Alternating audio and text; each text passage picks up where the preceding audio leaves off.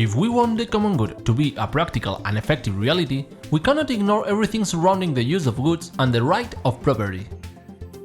Christian tradition has insisted on the fact that we are not absolute and exclusive owners of goods, but just administrators of the goods that God has placed on our hands. The Catholic Church says that it is a fundamental right for every person to have whatever he or she needs in order to live and to develop in a human sense. That right, linked to the person's dignity, precedes every other form of social organization of property. Goods should not be a goal themselves, but a means to make possible the life and a dignified life. Goods, coming from nature and human's work, are of all and for all. Its use has to be guided by the previously mentioned principle of justice. Everyone should be able of using those goods. The social doctrine is calling to this the universal destination of goods, which is the first principle of ethical and social ordering. It has several implications. All of us have the right to possess and to use whichever goods needed to have a dignified life. We have the duty of making a common effort to build whatever condition needed to achieve both an integral development and a dignified life.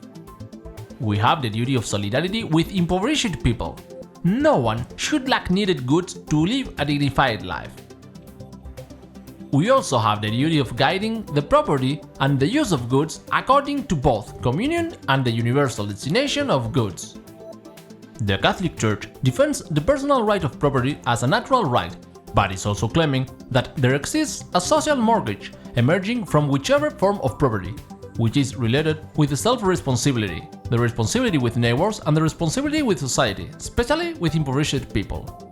The problem does not consist of the legal form of property, private, public, community, collective, and so on, but on its orientation. The property has never to lose its perspective through the universal destination of goods. A form of property can only be right when it issues everyone the access to the goods needed to live a dignified life. The right of property is also linked to the means of production. The social doctrine defends that the only legitimacy to own the means of production is to put them at the service of an economy made for people, serving the human being's needs through the perspective of the common destination of goods. The Catholic Church considers that property is acquired mainly through the work. The fruit of work has to reach everyone in a right way, what can be applied also to the means of production. Every worker should be able to take part in the means of production used by him or her. Also, the means of production cannot be owned, opposing the work itself. The universal destination of goods and the right of property imply a responsibility of every person, of society, and of the political community. Because of that, the state has several functions that cannot be eluded.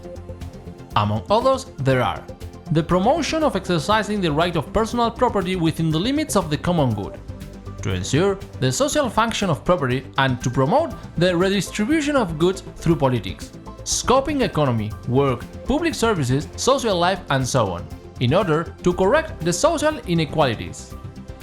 But our social system is placed on antipodals of the universal destination of goods meaning. The unbreaked liberalism is generating an international imperialism of money, which leads us to an economic dictatorship. The private property defended is excluding a lot of people. The property of the means of production is owned and practiced on both an immoral and an illegitimate way. And all of that occurs within the legal limits, which is worst because it is considered the natural way.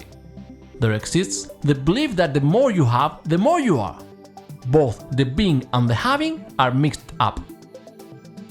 And because of that, it is essential to rethink our own personal responsibility on the use of goods. The principle of the universal destination of goods requires that the poor, the marginalized, and in all cases, those whose living conditions interfere with their proper growth, should be the focus of particular concern.